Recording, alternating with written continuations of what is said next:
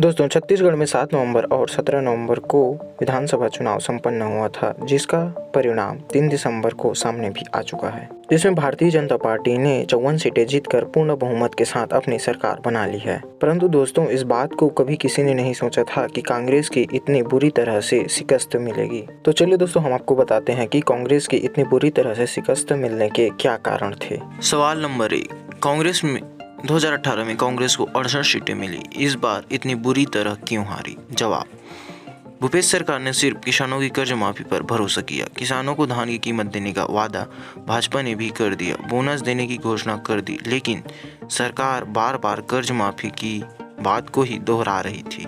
ठीक चुनाव से पहले मुख्यमंत्री भूपेश बघेल पर 508 करोड़ महादेव सट्टा ऐप से लेने के आरोप लगे। पीएससी घोटाले को भाजपा ने बड़ा मुद्दा बनाया। सवाल नंबर 2, तो क्या भाजपा ने बड़ी सरकार के खिलाफ बड़ी लड़ाई लड़ी? जवाब, नहीं। इस चुनाव को भाजपा ने नहीं लड़ा। ठीक 2 महीने तक भाजपा कहीं भी लड़ाई में नहीं थी। प्रदेश संगठन ने बड़े मुद्दों को उस तरह नहीं उठाया जैसे उठाना जाना चाहिए। धरने प्रदर्शन 5 साल तक गायब थे। ठीक 1 साल पहले सामाजिक समीकरण के चलते प्रदेश अध्यक्ष बदला गया, लेकिन 1 साल के भीतर कोई भी बड़ा आंदोलन खड़ा नहीं हुआ।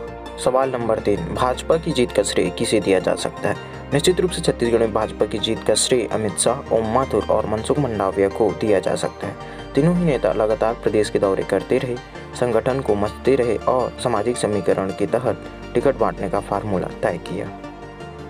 भाजपा की जीत की सबसे बड़ी वजह क्या रही? जवाब, भाजपा ने सामाजिक और जातिगत समीकरणों के तहत टिकट बांटे, नए और पुराने प्रत्याशियों का तालमेल रखा, 47 नए प्रत्याशी उतारे, जिसमें से 30 जीत कर आए।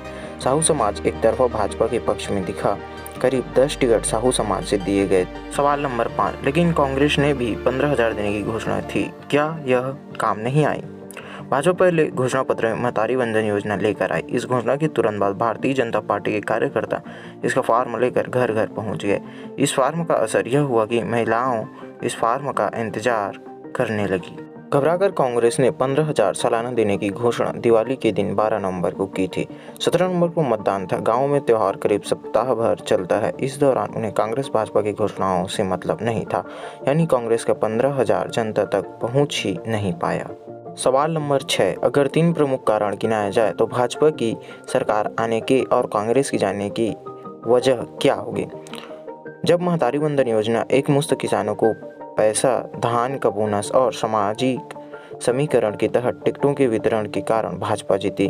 कांग्रेस में गुटबाजी, एंटी इनकम्बेंसी और कर्ज माफी पर अति आत्मविश्वास के कारण हार गई। दोस्तों, आप लोगों को कांग्रेस की हार के और क्या कारण समझ में आते हैं, हमें कमेंट में ज़रूर बताएं और ऐसे वीडियोस के लिए दोस्तों हमारे चैनल को लाइक, सब्सक्राइब और अपने दोस्तों के साथ शेयर करें।